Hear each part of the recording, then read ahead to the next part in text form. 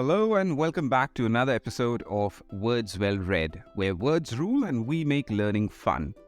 Today, we will be discussing two words that you may have heard before but might not know their meanings. So let's get started. The first word is vamoose. Vamoose. Vamoose means to leave or go away quickly.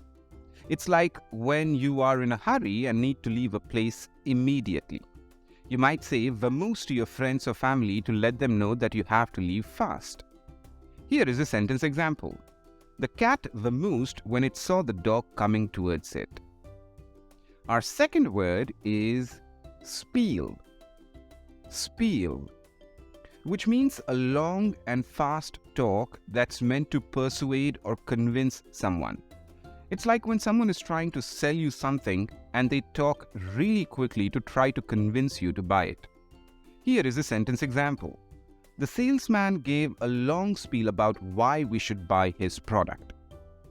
That's it for this video, folks. We hope you enjoyed and had fun learning the correct pronunciation and meaning of these words.